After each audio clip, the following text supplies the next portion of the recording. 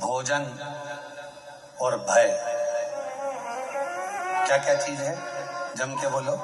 भूख, भोजन और भय, ये तीन चीजें हैं। और ये तीनों चीजें व्यक्ति के जीवन में कब समाप्त होती है? जब तक भगवान नहीं मिलता तब तक, परमात्मा नहीं मिलता तब तक। भगवान की कथा में आपका मन लग गया, भगवान के सत्संग में मन लग गया, भगवान के भजन में मन लग गया, शिव जी की आराधना में मन लग गया, तो फिर तुम्हारी भूख भी चली जाए। यही कि यही अपने कर्म के प्रति भी, तुम्हारा मन पढ़ाई में लग गया, तुम्हारा मन कार्य में लग गया, तुम्हारा मन अपनी नौकरी में, सर्विस में, व्यापार में, जो तुम लगनता से काम में लग गए, और तुम्हारा दिल यदि काम में लग गया तो तुम्हें भूख नहीं लगेगी। भूख नहीं लगेगी। पत्नी भी फोन कर कर बोलेगी 1:30 बज रही है, 2 बज रही है, टिफिन भेजा है, कब खाओगे, क्या हो गया, कब आओगे, बार बार वो फोन लगा रही है। पर उसको कौन समझाए कि जब व्यक्ति एक लगन से कर्म के प्रति जागृत हो जाता है, एक लगन से कर्म करने लगता है, परमात्मा की कथा सुन रहा हो, भजन कर रहा हो, कीर्तन कर रहा हो, या अपने कर्म को कर रहा हो, तो उसकी भूख अपने आप चली जाती है, अपने आप चली। फिर दूसरे नंबर पर बताया कि दूसरे नंबर पर जाता है भोजन। भोजन मतलब सामने भोजन रखा हुआ है, सामने बहुत अच्छे पकवान रखे हुए हैं, पर काम में इतने व्यस्त हो जाते हैं, अपने कर्म में इतने डूब जाते हैं, परमात्मा के नाम में इतने डूब जाते हैं कि रखा हुआ भोजन भी अच्छा नहीं लगता। जल्दी जाना है मुझे, अब भी आया। भूख चली गई, भोजन चले गया। और तीसरे नंबर पर है भय। और ये भय कहीं जाता है तो परमात्मा के करीब में जाता है। परमात्मा के नजदीक में पहुंचोगे, भय समाप्त हो जाएगा। कभी आप महसूस करिएगा, कृष्णेश्वर बाबा के मंदिर में 12 ज्योतिर्लिंग में से एक ज्योतिर्लिंग कृष्णेश्वर नाथ जी का जब दर्शन करने के लिए आप मंदिर के अंदर प्रवेश करो, जैसे ही मंदिर के अंदर आप प्रवेश करेंगे और शिखर की छांव में जाएंगे, अपने आप आपका भय समाप्त हो जाता है कि मैं भय से मुक्त हूं। भय कब लगता है? जब व्यक्ति अकेला होता है। छोटे से बच्चे का हाथ पकड़कर चलो, पूरे मेले में घूमना।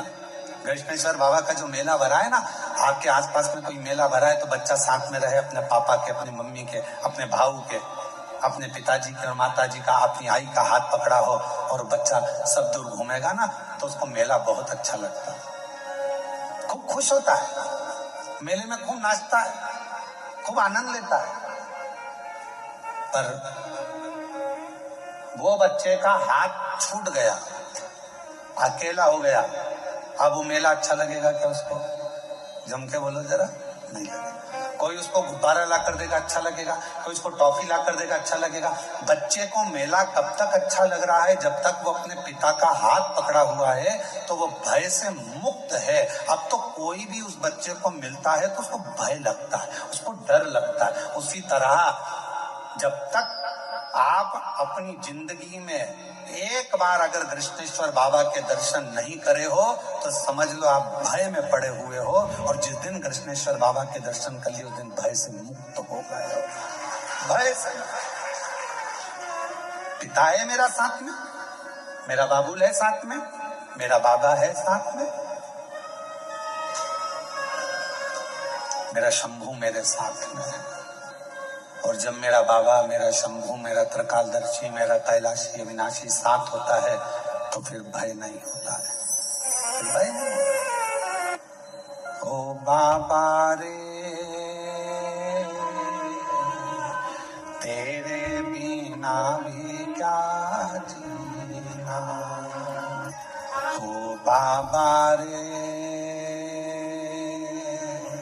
तेरे बिना भी क्या जीना। ओ शंभू रे, तेरे बिना भी क्या जीना।